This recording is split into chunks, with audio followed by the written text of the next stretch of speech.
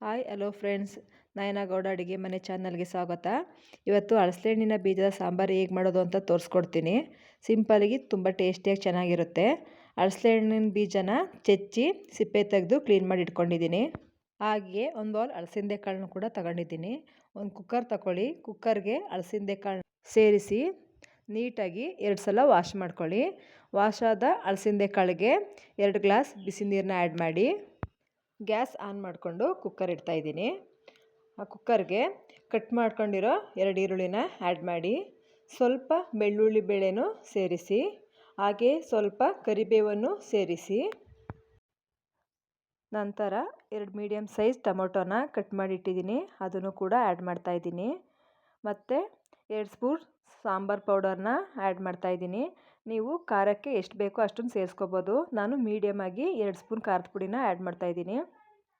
ಖಾರದ ಪುಡಿನ ಹಾಕ್ಬಿಟ್ಟು ಎಲ್ಲ ನೀಟಾಗಿ ಒಂದು ಮಿಕ್ಸ್ ಕೊಡಿ. ಮಿಕ್ಸ್ ಮಾಡಿ ಕುಕ್ಕರ್ ವಿಸಲ್ನ ಕ್ಲೋಸ್ ಮಾಡ್ತಾಯಿದ್ದೀನಿ. ಒಂದು 2 ವಿಸಲ್ ಕೂಗಿಸ್ಕೋಬೇಕು.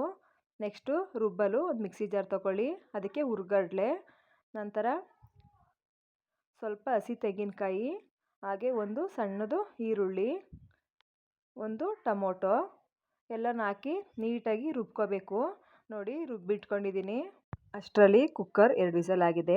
ಕುಕ್ಕರ್ನ ಓಪನ್ ಮಾಡ್ಕೊಂಡು ಅದಕ್ಕೆ ರುಬ್ಬಿರೋ ಮಸಾಲೆನೂ ಕೂಡ ಆ್ಯಡ್ ಮಾಡ್ತಾಯಿದ್ದೀನಿ. ಮಸಾಲೆ ಹಾಕಿ ಚೆನ್ನಾಗಿ ಒಂದು ಸಲ ನೀಟಾಗಿ ತಿರುಗ್ತಾ ಇದ್ದೀನಿ. ಎಲ್ಲ ನೀಟಾಗಿ ಮಿಕ್ಸ್ ಮಾಡಿಕೊಂಡು ರುಬ್ಬಿದ್ವಲ್ಲ ಅದೇ ಮಿಕ್ಸಿ ಜಾರ್ಗೆ ಸ್ವಲ್ಪ ನೀರು ಹಾಕ್ಕೊಂಡು ಆ್ಯಡ್ ಮಾಡ್ತಾಯಿದ್ದೀನಿ. ನಿಮಗೆ ಯಾವ ಕನ್ಸಿಸ್ಟೆನ್ಸಿ ಬೇಕೋ ಆ ಕನ್ಸಿಸ್ಟೆನ್ಸಿಗೆ ನೀರನ್ನ ಆ್ಯಡ್ ಮಾಡ್ಕೊಳ್ಳಿ. ನಾನು ಮೀಡಿಯಮಾಗಿ ಸಾಂಬಾರನ್ನ ಮಾಡ್ತಾಯಿದ್ದೀನಿ. ನೋಡಿ, ರುಚಿಗೆ ತಕ್ಕಷ್ಟು ಉಪ್ಪು ಕೂಡ ಆ್ಯಡ್ ಮಾಡಿ ನೀಟಾಗಿ ಎಲ್ಲನೂ ಮಿಕ್ಸ್ ಮಾಡಿ, ಈಗ ಸ್ವಲ್ಪ ನಿಂಬೆಹಣ್ಣು ಗಾತ್ರದ ಹುಣಸೆಹಣ್ಣು ತಗೊಂಡಿದ್ದೀನಿ. ಅದಕ್ಕೆ ಬಿಸಿನೀರು ಹಾಕಿ ಸ್ವಲ್ಪ ನೆನೆ ಹಾಕ್ತಾಯಿದ್ದೀನಿ. ನಂತರ ಆನ್ ಮಾಡಿ ಒಂದು ಪ್ಯಾನ್ ಇಡಿ. ಸ್ವಲ್ಪ ಎಣ್ಣೆ ಆ್ಯಡ್ ಮಾಡಿ, ಎಣ್ಣೆ ಕಾದ ನಂತರ ಸಾಸಿವೆ, ಒಣಮೆಣ್ಸಿನ್ಕಾಯಿ, ಕರಿಬೇವು, ಬೆಳ್ಳುಳ್ಳಿ ಎಲ್ಲನೂ ಹಾಕಿ ನೀಟಾಗಿ ಫ್ರೈ ಮಾಡಿ. ಫ್ರೈ ಆದ ನಂತರ ಕುಕ್ಕರಲ್ಲಿ ಇಟ್ಟಿರೋ ಸಾಂಬಾರನ್ನ ಪ್ಯಾನ್ಗೆ ಹಾಕ್ತಾಯಿದ್ದೀನಿ. ಬಿಸಿ ಇದೆ, ನಿಧಾನವಾಗಿ ಎಲ್ಲನೂ ಪ್ಯಾನ್ಗೆ ಹಾಕ್ಕೊಳ್ಳಿ.